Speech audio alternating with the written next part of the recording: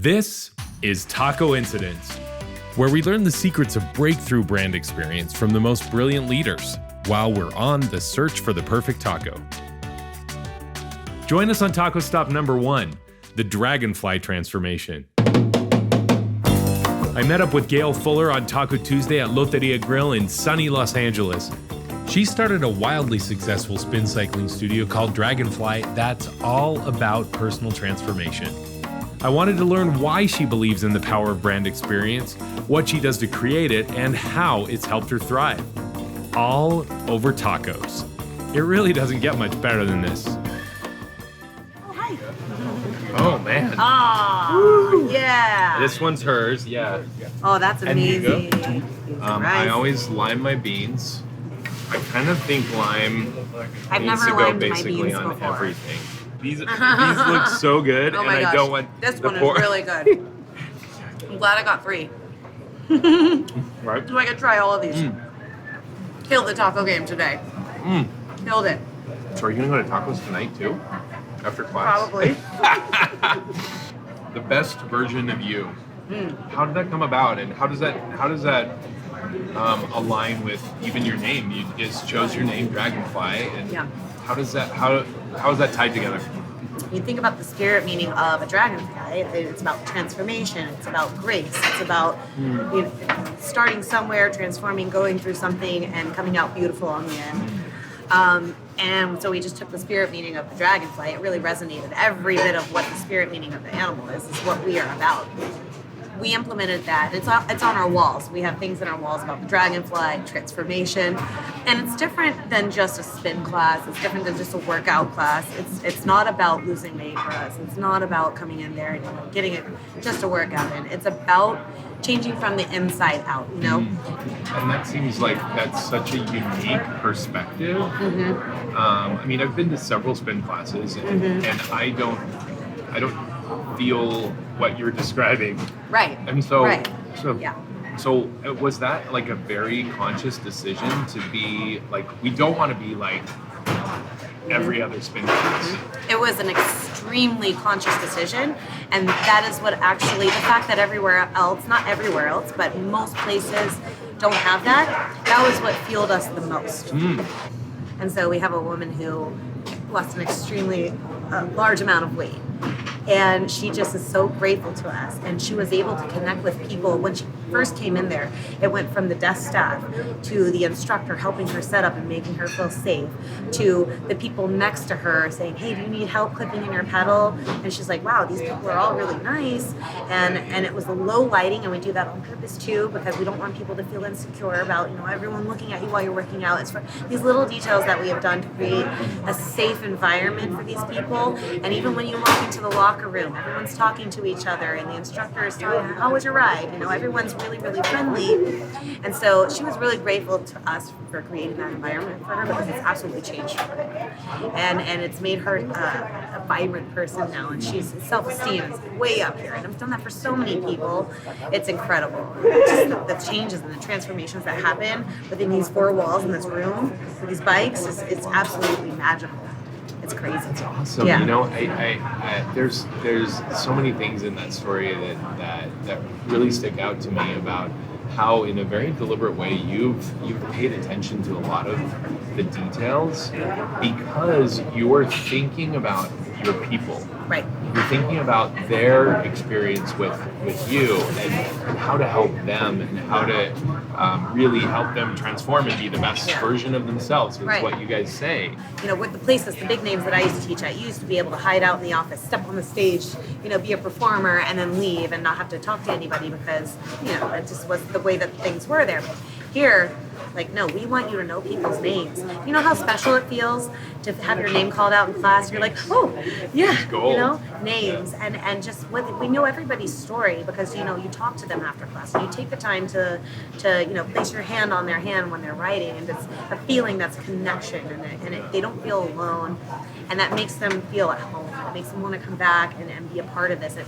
Everyone wants to be a part of something. Well, and it sounds like it's had really amazing results. Yes, Like absolutely. it's really helped you thrive. That Yes. and that you've incorporated it into it's like fully integrated into everything you do. It's not just, oh, we're good at customer service. Yeah. No, No, it's brand everything. experience is what we are. Right. We wanted to take the Renaissance approach. We didn't get the fancy bikes. We didn't get the fancy gadgets, the computers. We went with the basic bikes, and we went with basic everything to create that Renaissance approach. We don't need all the gadgets and the technology, because I think a lot of people feel like they need that for the effect and the experience, but it's not what we were going for. We were going back to the basics, but going back to like, why did people become so obsessed with spin in the first place? You know? And I think a lot of companies have gone so far into Bells and whistles. bells and whistles Yeah. that they've lost their identity. Yeah. That there's no longer an identity in them. And we have our true identity. And no matter what, when you come to our studio, you're going to get the real experience. You're going to feel like you connected with a human. Whatever it is that you're doing, I think the tendency is to think that you have to get like the best of whatever to be able to create this best type of experience. Right. It's the backwards. I feel like that's backwards. I mean, we've had several studios email us, unfortunately, and it was really sad that they had to shut down because they were doing well. But then they decided to upgrade, and then the overhead was too much. And it comes back to like, okay, but you have to think about what your product really is. Your product isn't the bike. Your product isn't the gadgets and whistles. The product is you and the experience that you're bringing these people.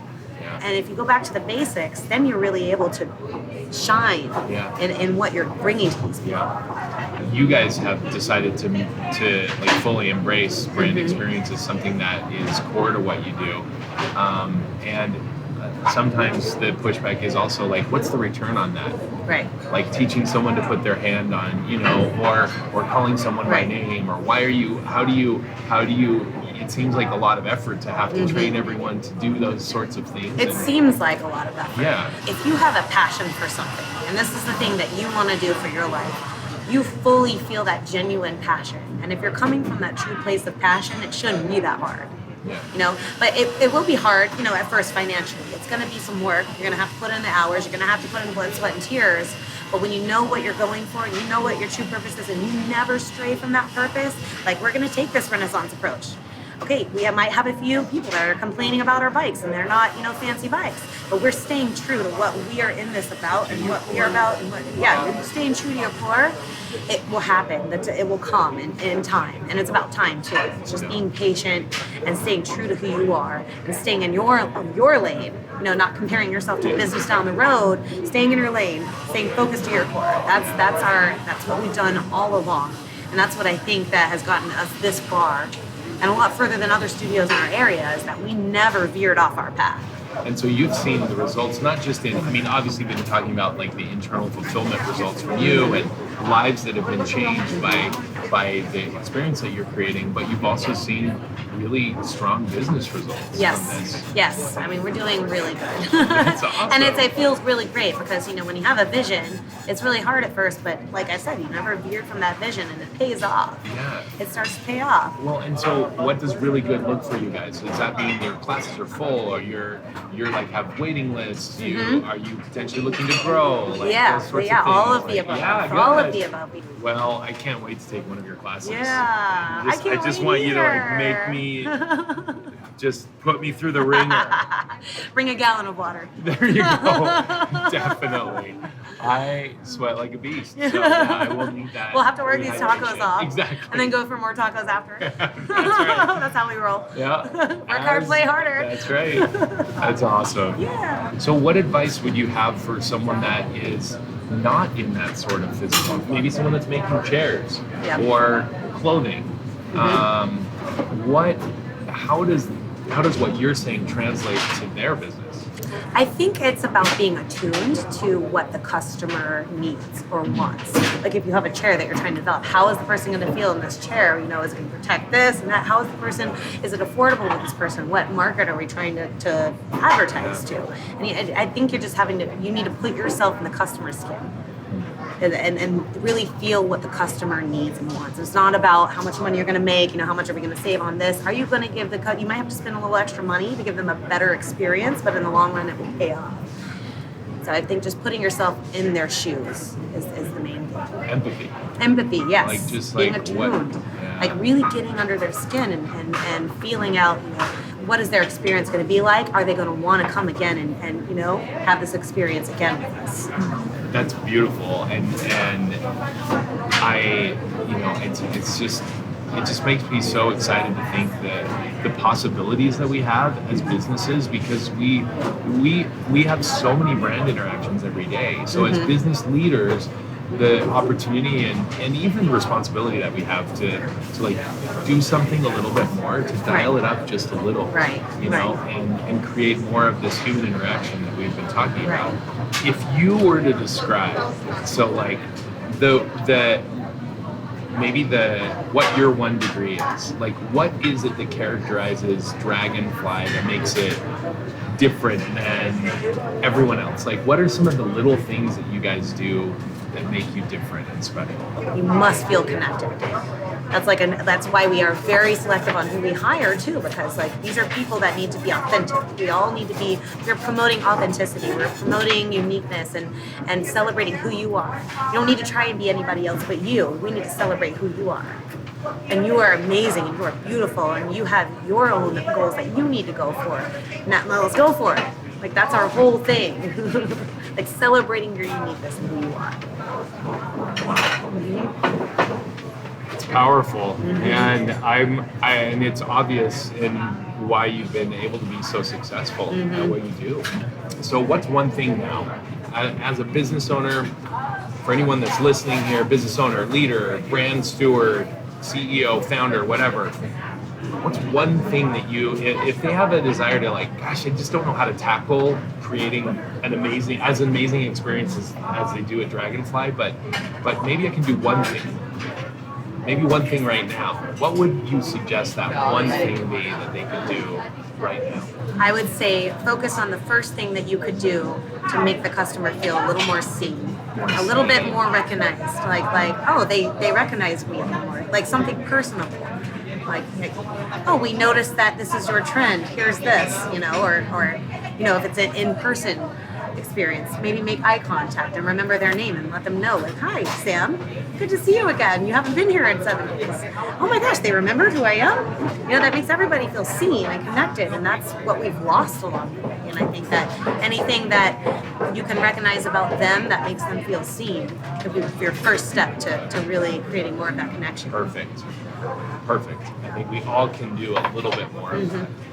I agree, 100%. It's like if you have an app that you like to shop on, right? And you usually buy these big furry jackets and boots. Well, I think it's a good idea to slip, hey, we noticed you like this, and offer them a little special on one of their new boot specials. Like, totally. Like they know what I like. They know me. Yeah. They know me. Yep. They get me.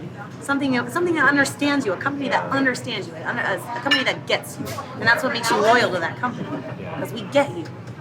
It's personal. Yeah, it's personal. Yeah. That's so awesome. Yeah.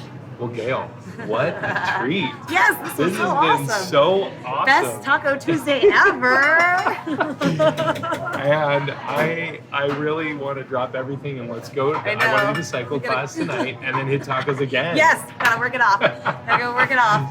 So, well, thank you so much. Thank you so much, Scott. What a joy. Bring it in. So awesome. I hope it inspires people out there. Yeah. It will. There's no question. I mean, everyone's going to be wanting to experience, become a Dragonflyer. Yeah. Let's get on the bike, man. Wear the T-Fly hats. I'll meet you on the bike. All right. That was awesome. Ooh, I'm full. Huge thanks to our host Lotería Grill for creating the ideal place for us to talk about brand and customer experience. By the way, you're definitely going to want to try their Cochinita Pibil tacos. Totally took me back to the home-cooked meals I had when I lived in Mexico. Join our epic taco journey on our website. You're not going to want to miss out on the national taco tour we're planning when we launch the book, The Search for the Perfect Taco. So follow us on social media, subscribe to our channel, and tune in to another episode of Tacoincidence, where we'll continue to explore the secrets to level up your brand experience and your taco game.